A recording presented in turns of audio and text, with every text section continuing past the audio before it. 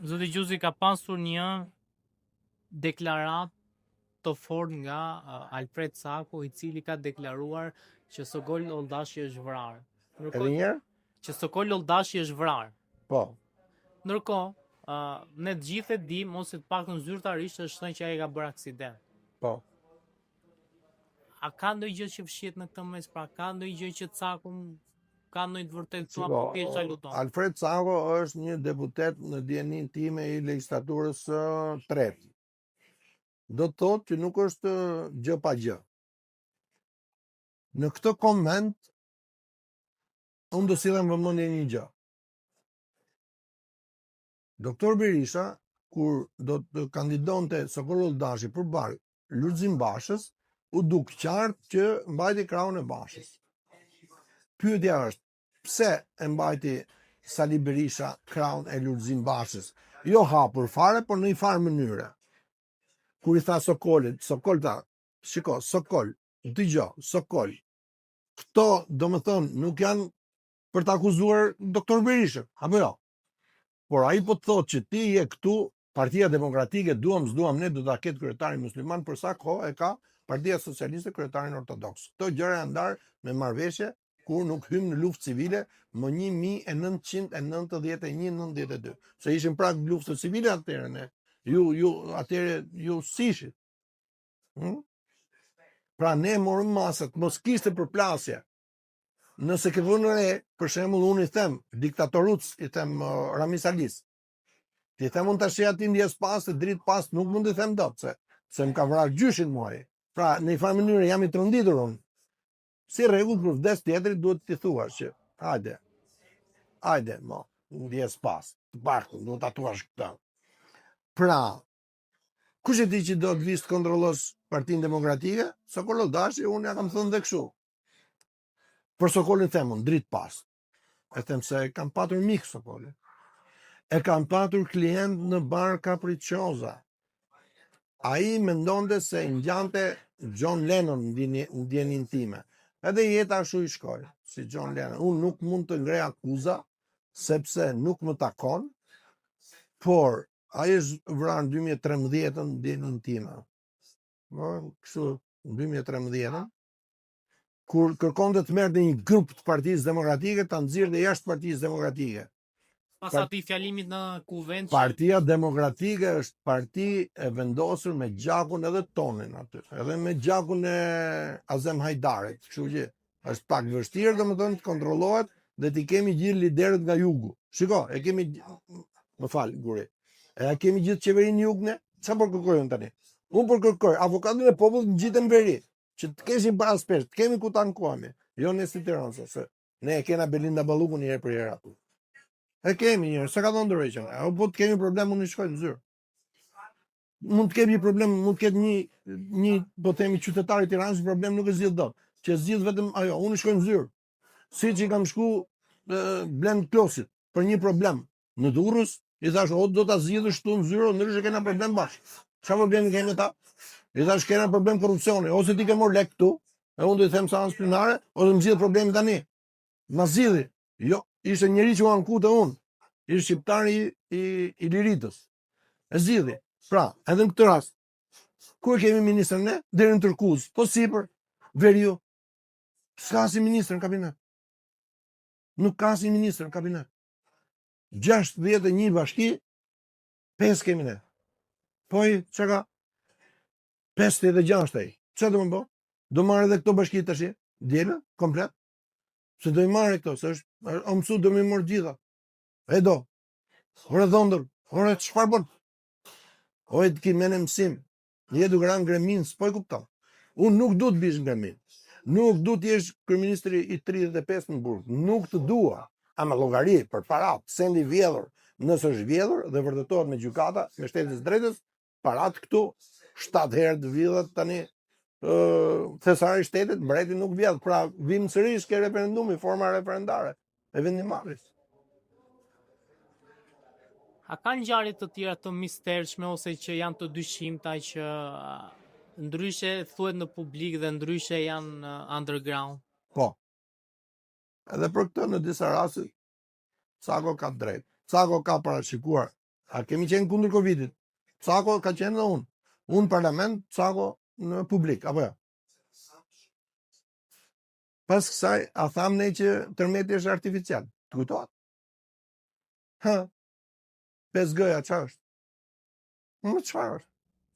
Ne si deputet në ato raste marrim informacion më shpejt se të tjerët. A ka raste të mistershme? Po ka. A mund të hapen? A mund të vërtetohen? Shteti i drejt 1 dhe monarku 2. Edhe këtu unë jam i koncentruar. Sikurse mos ma merrni këtë që du monarke të Albanisë, gruan e presidentit Donald Trump, se mos ta marrin kështu shikusit. Ajo ka drejt e vet, le të vit bëja dënëm, nëse na del një liri, le të na tregoj. I bie që kemi nip djalin e presidentit amerikan. Disa të tjerë thonë që është me origjinë Ferizaj. Për presidentin, nuk e kemi të vërtetuar. Ama këto i thot Cako, këto i thonë disa të tjerë, i thonë. Do të gjuzi thënë kjo që kemi një djalin e presidentin Trump, i bi që ose vajzën kemi mbez, vajzën e presidentit Trump, i bi që vajza po merr tokën e vet, që po merr Sazanin, apo? Pikërisht prandaj e thash dhe e kape. Jo, ka një gjë. Ne tham për Melanie, Trump është i lira. Okej. Ngjashmëria me të uton është çfarë them? Është gen. Kurse vajza e presidentit është me zonjë tjetër. Pra, nuk ka lidhje në këtë rast. Por mund ta shfrytëzoj lidhjen. Ta themi tani kështu të njerëkës, mund ta shfrytëzoj. Po pse pikërisht po ndërton Beograd? Ma e përgjigje? Se nëna vet çfarë? Është slovake. A bët fjalë për Ivankën apo jo? A slovake nëna vet. Do të thotë që nëse themi gadishull i lirik, themi pjesë që ka marrë Serbia, po Serbia nuk është gadishull i lirik vet. Nuk është. Do të gjuzi pak ditë më parë është ndarë nga jeta Fatosnano dhe i është zënë lamtumira e fundit. Si e patë, po themi, homazhe që u zhvilluan në nderim të tij dhe si e cilësoni figurën e Fatosnanos? E para ndjes pas. E dyta kam njoft nga afër. E treta ishte konfuziv. Se ju më pyetët si është figura e tij, ishte konfuziv. Është akuzuar për korrupsion, është dënuar me 12 vite, ka bërë 4 vite. Prej Fatosnanos kemi peshqesht në hyrje 007. Athinë, Beograd, Francë. Fatosnano ka dorëzuar pushtetin kur i është ndaluar një familjar i tij në Francë, që do ta dorëzonte pushtetin. Nuk e ka dorëzuar vetë, se tha jemi 70-70. 70-70 do të ta heq një ty, dhe Fatosnano ka tregu këtë. Bashkë me Ilir Metën në vitin 2001 kanë marrë me vendime gjykatash 11 deputet në Dushk dhe Nikol Lesin në Lezhë. 12 deputet. Pra, Fatosnano ka mbi shpatullat e tij vrasjen e Azem Hajdarit, liderin ton, dhe 97. Unë zgjodha në atë rast të jem në Republikën e Kosovës, se nuk desha ta pranoj ditën e zis për një kryeministër që nuk ka qenë në nivelin makro, nuk desha ta ashtu, plus një kryeministër që ka thënë që Republika e Kosovës, Krajina e Kosovës ka për kryeqendër kryeqytet Beogradin. Ja ka thënë Miloševići, dhe kjo nuk është bë. Unë s'mund ta pranoj. Atëherë unë çfarë bëra? Bashkë me një grup politikanësh, në këtë rast më lejoni ta përmend, avokat Nikolin Staka Dukagjini, Nikol Gjeçaj, kryetari i asamblesë tonë në Malsinë e Madhe, zgjodhëm që të ishim në simpoziumin akademik për Lek Dukagjinin mbi bazën e kanunit ku u vendos edhe shtatorja në Ferizaj, në Shpenadi, në zonën e Shpenadis, në zonë katolike, u vendos shtatorja, gjysmë shtatorja mund të themi, ose busti, mund të thush, treqarek bust i Lek Dugagjinit. Pra zgjodhen të ishim atje, nuk zgjodhen që të marrim zi për Fatos Nanon, se s'mund mbajt ziun për njëri që ka gisht në vrasjen e Azem Hajdarit. Si e keni njohur nga afër Fatos Nanon? Shiko, Fatos Nanon nuk mund të themi që si ishte qytetar i Labovës Kryqit. Vjen nga Labova e Kryqit, Gjirokastër. Ju besoj se e dini historinë e Labovës Kryqit, ku Alipash te Pelena i kalojnë hell një 300 e sa burra të asaj zone, sepse i dhunuan nënën edhe motrën. Domethënë i dhunuan Hankor Beleresha, Sultanesa dhe Shanisham dhe motrën. Ajo hakmor kur u bë valiu Janinës, në një farë mënyre Fatos Nano ndjes pas, do ta themi, unë kam shkruar atje nekrologji, homazh për familjarët. Se kam edhe njohje me familjarët e tij, domethënë, për të përcjell një ndjes pas, po jo dritë pas. Jo, dritë pas, jo. Po mos kishte gisht në vrasjen e Azem Hajdarit, do i thoja me gjithë pasion, dritë pas, pse ai është ekonomist, në një farë mënyre është edhe kolegu im. Është edhe profesori që ka dhënë leksione për ekonominë. Po s'ka mbajtur fjalën për çështjen e piramidave, kur tham Vlorë që nëse unë ta marr pushtetin, parat do kthehen lek në lek, nuk i ktheu, pra gënjeu.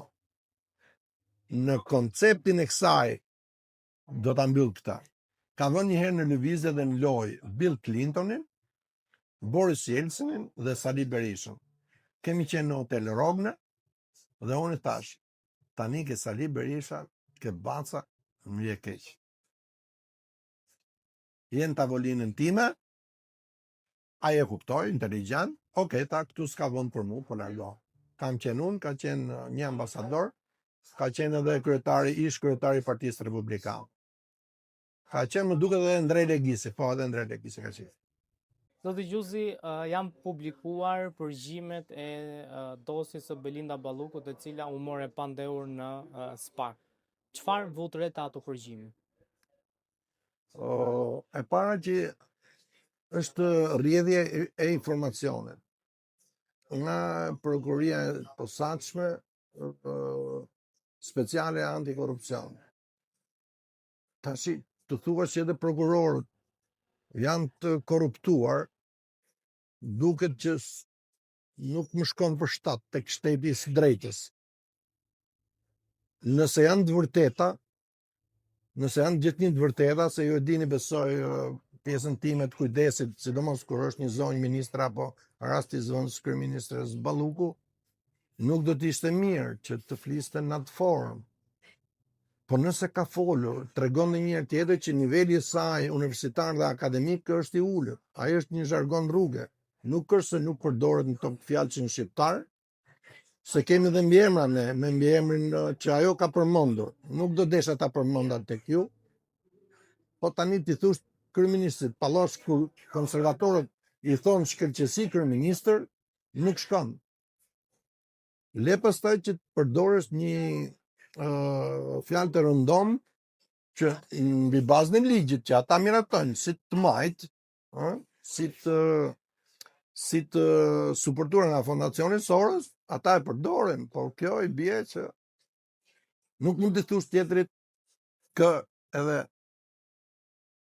nuk mund të thuash, asnjë lloj këje s'mund të thuash. Se ti e zonjë, unë akoma nuk arrit ta besoj që mund të jetë e vërtet kjo. Zoti Gjuzi, ato janë pjesë të dosjes dhe janë të vërteta, e para. E dyta, si mendoni se është ndjer zoti Rama kur ka lexuar që zëvendës kryeministrja e cilëson ato formë?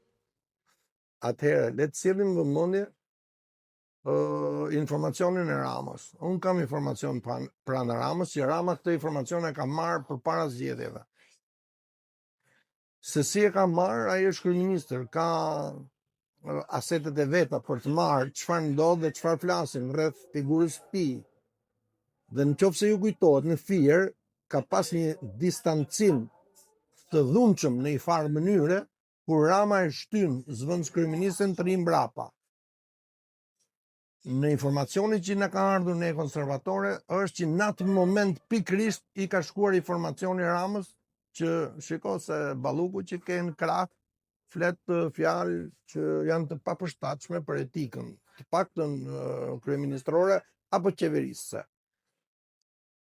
Ky është një informacion i hershëm, do thoni jo, kujtim se keni ndarë herë tjetër me ne pse. Po jo të gjitha mund të thuan se nëse nuk e ke të vërtet një informacion, të paktën nga 2 deri në 3 burime, siç e keni ju gazetarët, sidomos një politikan aq më tepër kryetari i Partisë Konservatore nuk mund t'i bëjë këto. Meqense ju thoni që janë të vërteta, që janë ndosë, unë mendoj që duhet të kërkoj falje zonja Ballukut, të paktën sepse është qytetare e Tiranës, të paktën për këtë. Por kjo ndodh në një farë mënyrë të çuditshëm në 50 vjetorin e vrasjes së gjyshit të saj. Pra ajo ka marrë një vrasje politike për mendimin tim. Dëgjuesi, a mendoni që duhet që Balluku të jap dorëheqjen pas daljes së përgjimeve dhe mbi të gjitha pas ajo humore pandehur? Beqir Balluku i kërkoi një herë dorëheqjen diktatorit Enver Hoxha. Ai nuk e la që t'i jepte dorëheqjen. Rasti me Ramën vjen që mbesa ish vendës kryeministrit, ministrit mbrojtjes të diktaturës, Beqir Balluku nuk i jep dorëheqjen. Për mendimin tim, duhet ta jap dorëheqjen se edhe nëse ajo do të dënohet, i bie që do të marrë me vete dhe kryeministrin. Duke marrë me vete kryeministrin, i bën që është një organizat e korruptuar. Pra qeveria nuk është më qeveri, po është organizat e korruptuar. Për këtë konservatorët paseri kanë thënë kryeministrit hapu në qeveri gjithë përfshirëse. Ndryshe do kesh dhe problem ndoshta jo për ta kaluar oqeanin, se në dijenin ton ka një ftesë për datën 14 të nëndorit tani për të vajtur në certifikimin e kryetarit të Bashkisë New Yorkut, i cili tha jam një islamist, domethënë jam një socialist, jam një radikal dhe çfarë tha. Unë nuk e di se si do të veproj qeveria Trump me këtë lloj personazhi i cili imponon në një vend me shumicë kristiane, imponon islami radikal. Nuk e di, a do ta çojë drejt organizimit të një organizate siç ishin ato afër Bin Ladenit e në thet thash se USA çfarë kanë bërë? Kanë shkuar për të prishur çerdhet islame. Tashmë çerdhja islame i vjen në New York. Kjo është e rrezikshme për 23 milion banor të atij qyteti. Rikthehemi sërish tek Balluku. Çfarë lidhje ka me Ramën? Është vajtja pra që do të shkoj Rama atje. Unë e këshilloj të mos shkoj. Pse? E këshilloj të mos shkoj se ka një rrezik. Bie avioni, nuk gjehet kutia e zezë, është trekonçit Bermudës përpara se të shkosh atje. Domethënë janë shumë gjëra. Ne kemi dhëndër atë, e kam thënë edhe herë tjetër tek ju. Ne duam ta mbrojmë. Këshilla ime është të mos shkoj. Si nuk shiko. Në Bruksel, a e dini pse zvajti? Se kishte problem avioni. Pikërisht. Në avionin kishte me zyrtarët. Se ai tani ka 6 muaj që është kundërvën presidentit Trump, apo jo? I është vënë presidentit të paqes botërore. Kjo është një gjë e rrezikshme. A e shtyn dikush Ramën që ta bëj këtë punë? Njëherë e shtyu Macroni me këtë Ali Aliyevin që e tha mirës tjetër. Njëherë shkojnë në Londër, e tha prap një prallë atje. Shkojnë në Berlin, tha prallën tjetër. Shkoj këtu, u përqafua buzë me këto, çajm këto. Me humja, si quhet, se humja ne në Shqip i themi kur humbet diçka. Ka filluar Rama të humbas terren, i rishket toka në komunë, nuk kam qejf të rishkasë avioni. Është kryeministri i Shqipërisë, janë vrarë 34 kryeministra, kemi thënë këtu ke ju herë tjetër, pse duhet vritet një kryeministër tjetër? Kaq mund të jetë rreziku? Është përgjigjja e pyetjes tuaja drejt për drejt kjo. Unë nuk e parashikoj që mund të ndodh, po edhe mund të ndodh. Zgjuzi të lani me pak të Balluku. Ka pasur, siç flitet nëpër media, tensione mes Ramës dhe Ballukut, sidomos në disa mbledhje ku në media është raportuar që Balluku i ka thënë unë jam Velia, unë nuk e jap dorëheqjen. A besoni që një gjë e tillë mund të ketë ndodhur? Balluku është, siç thash, tiranse. Po të shpjegojmë termin Tiranë, ne i bie të referohemi gjuhës së vjetër pellazgjishte, ilirishte. shqipja e vjetër, heleniste, greke. Në Tiranë do të thotë vrasësh. Pra ajo, në qoftë se ti do të ta vrasësh, ne kemi vrarë. Ju kujtohet, besoj, në një deklaratë tjetër televizive, unë kam thënë, tironcit janë vrasës. Atë vrasin me fjalë, atë vrasin me tegullin e shtëpisë. Ajo është mbesa e njeriu që ka qenë, e theksoj, ka qenë atentatori i Tiranës. Pra, çdo gjë mund ndodhi, në qoftë se kërkon ta vrasë. Ajo nënë e dy fëmijëve më duket, ndjenin time. Ajo është jo lubi në kuptimin që e thot dikush tjetër. Jo lubi në vjedhje. Unë nuk besoj se Belinda Balluku ka vajtur me 6 milion euro, i ka depozituar në Zvicër. Nuk e besoj. Se të drejtën e ka, merr valizën diplomatike, e lidh në dorë dhe s'ke çfarë bën asaj. Nuk mund t'ja kontrollosh. Nëse e ka bërë këtë, duhet kthej sendin e vjedhur. Nuk besoj si tiranëse, nuk arrita konceptojnë që një zonë me origjinë Çekrez, e theksoj, Çekrez, Qinam, që është në kufit lumit Tërkuz, që e përmendëm dhe herës tjetër së bashku, zot një guri, të jetë hajdute e kësaj forme, nuk e besoj. A mund të jetë detyruar ajo në vjedhje? Ajo thot po, për arsye gjeostrategjike politike, unë thot, dhe deklarata e saj me Turqinë, nuk e di, ndoshta ka siguruar azil politik atë që nuk e siguroi gjyshi vet në atë kohë që s'kish si ta siguronte. Por ai e tha, kemi dy vezë diktatorit. Veza jote tha, thyu vezën time, që do të thonë, ata u bën gati për grup shteti, e them këtu ke ju për herë të parë. Grupi i Beqir Ballukut, Hito Çakos, vetëm ky generali s'ka qenë dakord. Petri Dumja, sa ata në rreth të ngushtë, kur kanë ngrënë mish qeni në Durrës, mish qeni sa po kishte ardhur nga Kina, Beqir Balluku e kishte shpëtuar diktatorin Enver Hoxha në 1956 me konferencën e Tiranës, dhe nga 56 deri në 71-72 që u kthye Beqir Balluku, që është gjyshi i Belindës, i bie që donin të rrethonin komitetin qendror. Me rrethu komitetin qendror me tanke, ç'do të thotë? Grup shteti. Dhe derisa ishte bërë grushti i shtetit në Turqi disa herë, pritej grushti i shtetit i kolonelëve të zi në Greqi. Këta thënë po e bëjmë ne në Tiranë, po e heqim qafën. Edhe është termi i thënë që thotë për herë të parë ke ju. Veza ime ishte më dobët se veza jote, i ka thonë Enver Hoxha. Të lumt ma hodhe. Zoti Gjozi, ju folët pak për kryeministrin Rama që ka pasur një ftesë për të vajtur në Amerikë. Shpesh herë diskutuar lidhur me marrëdhënien që Rama ka me Shtetet Bashkuara të Amerikës. Si janë këto raporte tani?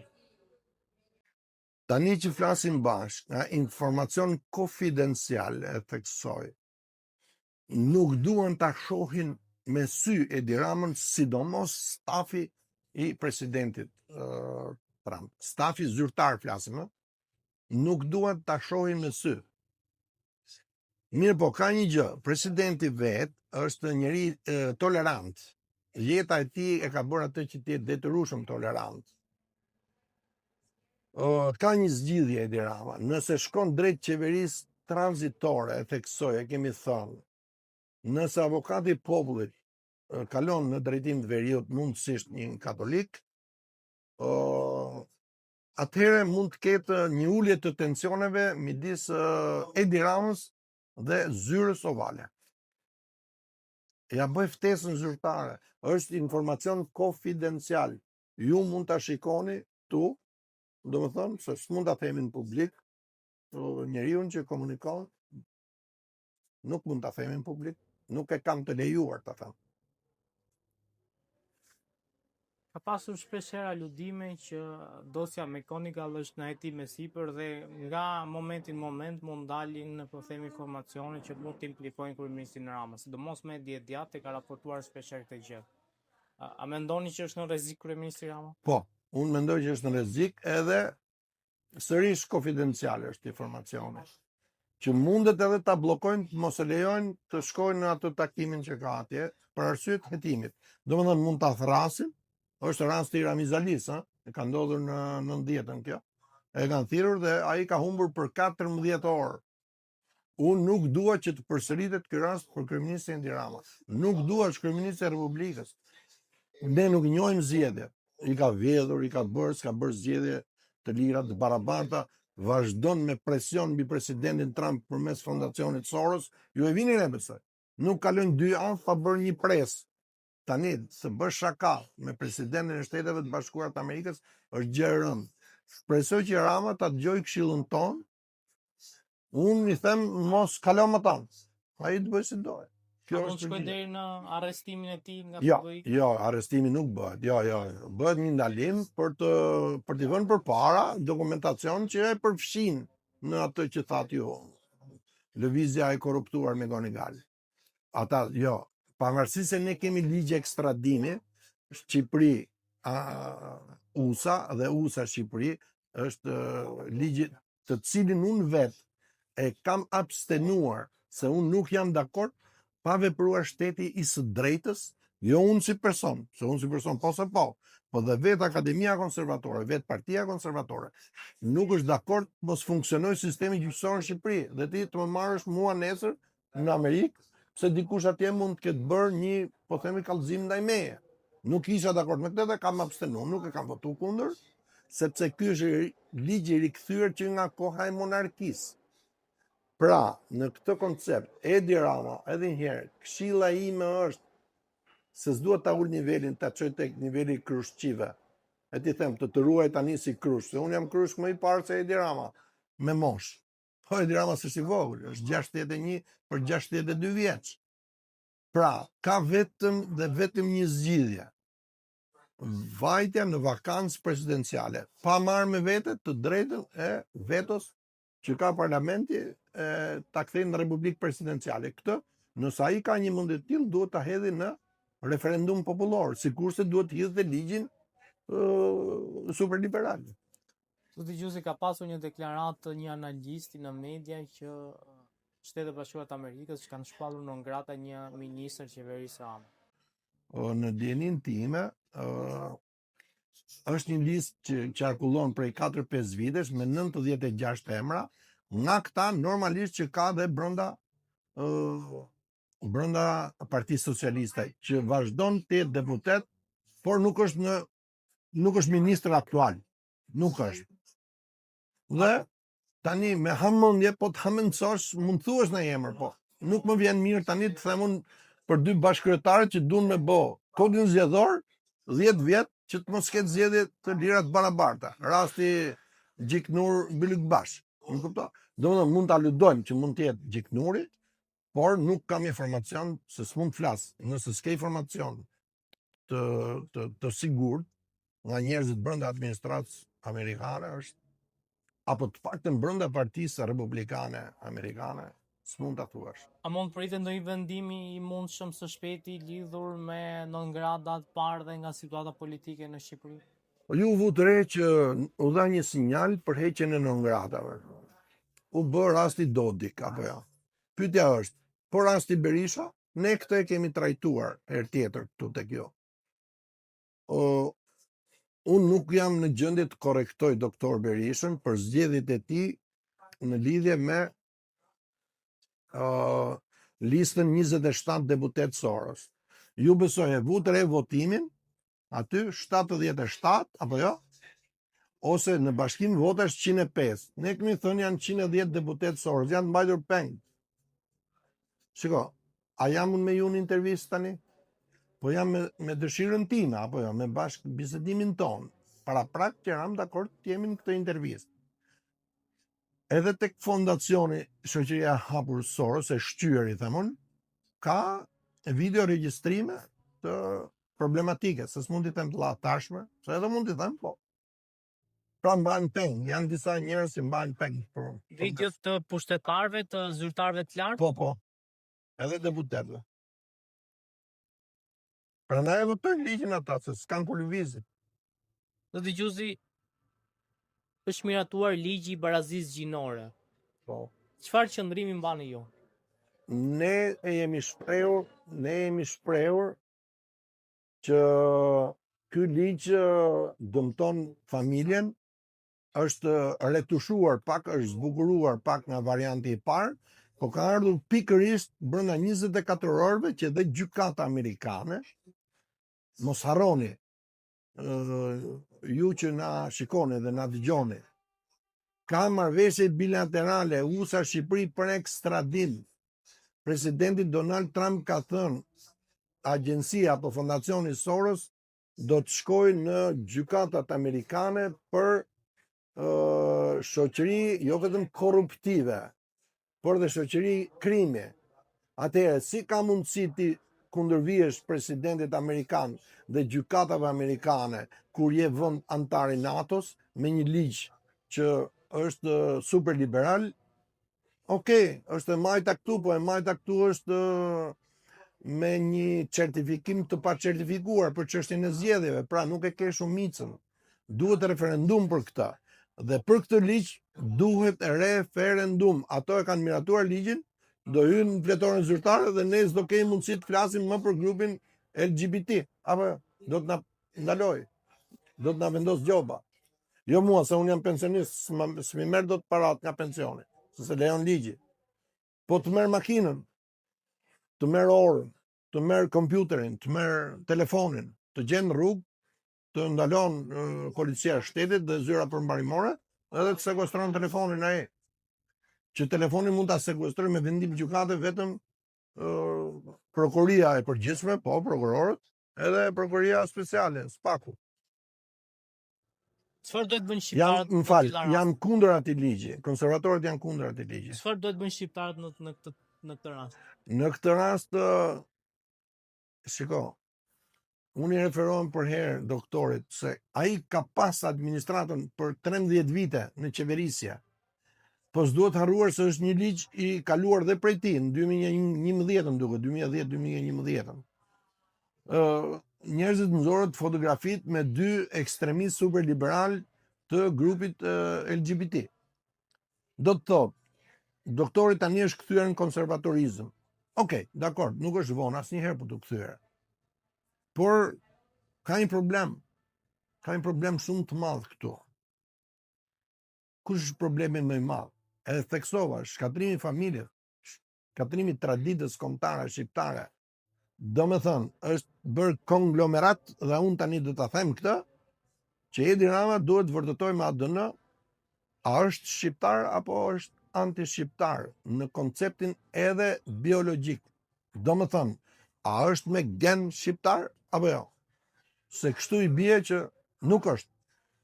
Bile sipas disa studiuesve që ne këshillohemi, rasti Akademisë Konservatore, ato thonë, kërkoja ADN-n. Unë I kam thonë që bëj ADN-n për të qenë mbret. Tani ky nga mbret kërkon të ç'bëj. Pse se ka Danimarka këtë? Pse kanë vetëm shtetet me republikë? Këtë super liberalitet për ta përfunduar tek forma e mbretërisë. Okej, le të bëj referendumin, kemi thënë, për ndryshim të formës regjimit, republikë presidenciale, republikë siç e kemi, që për mua është e dështuar, derisa presidenti, domethënë është në nënhetim penal, derisa presidenti shkel nenin 115 për çështjen e kryetarit të Bashkisë Tiranë, derisa presidenti është vendosur general pa dhënë dorëheqjen president. Jemi në kushtet e grushtit shtetit. Atëherë, bëj republikën presidenciale, bëj republikën siç e kemi, të dështuar, ose ndryshon formën e regjimit. Në ndryshimin e formës të regjimit ka një problem, që do ta them për herë të parë këtu te ju. Melania Trump është I lire. Në djenin time, me nën katolike, me baba ortodoks. Që do të thotë, edhe në pamje ajo është I lire, po ta vini re. Në këtë koncept mund të kishte një monarki, slovene ka qenë dikur, kroate, serbe, malazeze, maqedonse, shqiptare s'ka qenë, se ne në dinastinë e 7 kemi Ahmet Zogu I parë, mbreti I shqiptarëve. Dhe pretendent për fronin janë Loris Kastriota, edhe Edi Rama ka thënë që unë jam një pobori, le të bëj ADN-n, këmbgul. Edi Rama duhet të bëj ADN-n. Ose del një pobori, ose nuk del me biologjikisht nuk del shqiptar. Dhe po s'doli shqiptar, biologjikisht I bie që ne na ka drejtuar këtu një 007 botërore. Pra, rikthehemi. Po t'jetë puna për 007 botërore, ne kishim Prince Vidin këtu. Okej, le të vijë Melania atë. Me Baron Trump. Nuk e them pa shaka. Ja? Midis shakas dhe të vërtetës, ka diçka aty në mes, apo s'është kështu? Ka pasur një vendim të gjykatës kushtetuese ku rrëzoi vendimin e Këshillit Ministrave për të shkarkuar Erion Velien nga kryeji i Bashkisë Tiranës dhe dekretin e presidentit Beke për zgjedhje të reja në Bashkinë Tiranës. Si e cilësoni këtë vendim dhe a ka Presidenti i Republikës i rikërkoi dorëheqjen. Ka shkelur kushtetutën në 115. Jam kundër Erion Veliajt. Arrestimi i Erion Veliajt ka qenë i ligjshëm në kushtet e normalitetit të ndalimit për arrest në zyrën e tij, nuk kemi shkelje këtu, por ta çosh në 41 biz Erion Velin nuk shkon. Pavarësisht se ai ka përgjegjësi në vrasjen e Ardit Gjoklaj, i cili nuk ishte i certifikuar në listë pagesë, siguracioni, apo jo. Ndryshe familja e tij do të merrte siguracionin për humbjen e djalit. Mirë, djali humbi, pas siguracionin se merr. Pse se ti se ke regjistruar një dokument? Atëherë, a është Erion Velia i korruptuar? Kujtim Gjuzi, Partia Kombëtare Konservatore, Akademia Konservatore kërkojnë shtetin së drejtës. Nëse shteti së drejtës e vendos Erion Velian që është i fajshëm në gjykatën finale, që do të thotë shkalla e parë,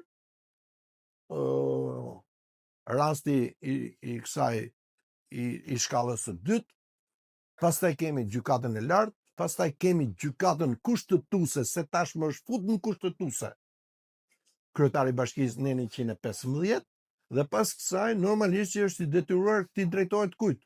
Gjykatës së Strasburgut. Është i fajshëm, s'është i fajshëm. Ne mund të akuzojmë atë për incineratorët. Ne mund të akuzojmë atë për njerëz të korruptuar. Ne mund të akuzojmë atë për euro të mykura. Mund të ketë bërë gruaja e tij dhe ai s'ka bërë gjë, s'ka pas dieni. Këtë duhet ta vërtetoj kush? Prokuroria, gjykata me gjitha vendimet dhe ky quhet shteti i drejtës. A mund të rikthehet Erion Velia siç kërkon Edi Rama? Në mënyrë absolute jo, se i bie që Edi Rama është trembur nga amerikanët, është trembur nga votimi i Erion Velis, edhe i bie që ka në pakicë Edi Rama. A është Edi Rama në pakicë? Po, brenda Partisë Socialiste është në pakicë në këtë moment. Derisa zëvendës kryeministra, sipas edhe asaj që thatë ju, që është në dokumenta që fyen në shan, i bie që gjithë fyen në shan. Unë vetë si konservator nuk duhet të shaj. Pse? Është kryeministër. E ke pranu kryeministër, e ka pranu edhe opozita me 50 plus 1 mandate në parlament. Çfarë? A është në rrezik Rama që mund bëhet një marrëveshje e fshehtë mes Ballukut dhe Veliet për ta goditur atë? Nuk besoj se muslimanët do të rimarrin më Partinë Socialiste. Kaq është komenti im për këtë rast. E doni me zbardh?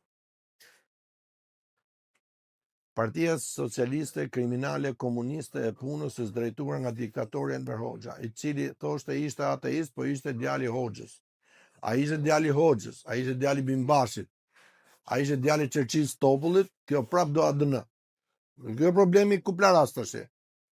Se jemi ke bashkia Kuplara, që ne kemi akuzuar, domethënë, të martosh gra me gra te bashkia pa ligj, do të thotë ka qenë shkelje. Vetëm për këtë shkelje, shfrytëzimi i pozitës zyrtare, Erion Velia duhet shkarkuar, vetëm për kaq. Atëherë, a mund bëj një marrëveshje Belinda Balluku, thatë ju, me Erion Velian për të rrëzuar Edi Ramën? I ka frenat Edi Ramën në dorë.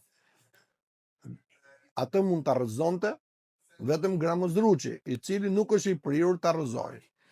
Nuk ka qenë i prirur, bile se ka mirë pritur, dhe për këtë nuk është se nuk ja kemi thënë zotit Ruçi kur kemi ndënjur 90 minuta ja këtu ku bisedojmë së bashku.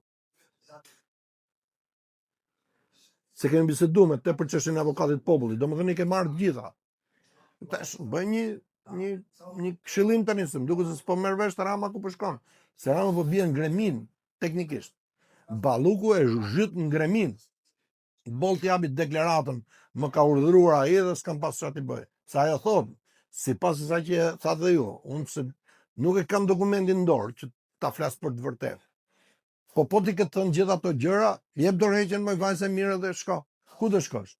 Arrest shtëpi dhe shkosh se ti je familjare me 2 fëmijë, në dijen time e krye familjare, nuk shkon në burg. Belinda Balluku nuk shkon në burg. Nuk shkon në pranga. Ajo shkon në arrest shtëpie, po. Dhe duhet dërguar për mendimin tim deri kur të thotë të vërtetat.